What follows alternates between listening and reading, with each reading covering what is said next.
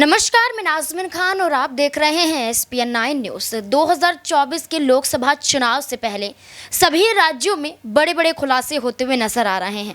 उत्तर प्रदेश की बात करें तो समाजवादी पार्टी दावा करती है कि ईवीएम हैक हो रहे हैं।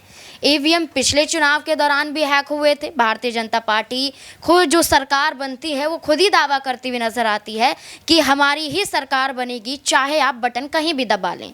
तो ये बात यहाँ पर साबित होती हुई नजर आती है। महाराष्ट्र में भी उद्धव ठाकरे यही बात बोलते हुए दिखाई दे रहे हैं।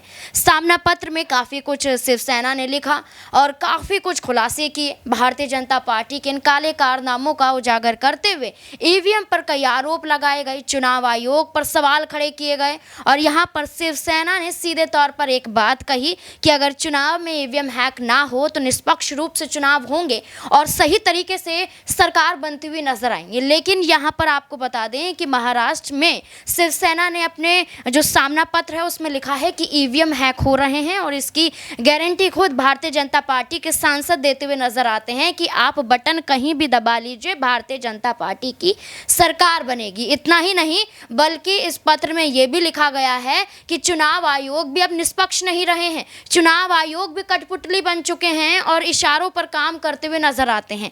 यहाँ पर बताया गया है कि केंद्र सरकार के इशारों पर चुनाव आयोग अपने फैसले लेते हैं और ये फैसले यहाँ पर चुनाव आयोग के नहीं बल्कि केंद्र सरकार के होते हैं, जिसकी वजह से आज महाराष्ट्र में एक ही सरकार ने कितनी सरकारों को यहाँ पर मिट्टी में मिला दिया है। जैसे कि यहाँ पर आप देखिए, जब शिंदे एकनाथ शिंदे भारतीय जनता पार्टी में चले जाते हैं तो उद्धव ठाकरे की कमान शिवसेना जो है उसे भी ले जाते हैं, मुख्यमंत्री भी बन जाते हैं, भारतीय जनता पार्टी को सत्ता भी दिला देते हैं। वहीं दूसरी तरफ एनसीपी की कमान भी ले जाते हैं, मुख्यमंत्री भी बन जाते हैं और अजीत पवार मुख्यमंत्री का बनने का दावा भी करते हैं। और भारतीय जनता पार्टी के साथ जुड़े होने की वजह से यहाँ पर क्या देखा जाता है, चुनाव आयोग के पास उद्धव ठाकरे जाते हैं, शरद पवार जाते हैं कि वापस कीजिए हमारे मंत्री विधायक, हमारी कमान वापस करिए, लेकिन नहीं होता है। तो इसी तमाम मुद्दों को लेकर, ईवीएम में गड़बड़ी को लेकर ये तमाम सवाल यहाँ पर भारतीय जनता पार्टी केंद्र सरकार से शिवसेना पार्टी पूछती हुई नजर आ रही है, उद्धव ठाकरे गुट की। अब इस मुद्दे को लेकर आपका क्या कहना है? क्या वाकई ईवीएम हैक हो रहे हैं? क्या 2024 के चुनाव में भी यही देखा जाएगा कि भारतीय जनता पार्टी इसी वजह से चुनाव जीत पाती है? क्या है आपकी राय? कमेंट बॉक्स में ज़रूर बताएं। धन्यवाद।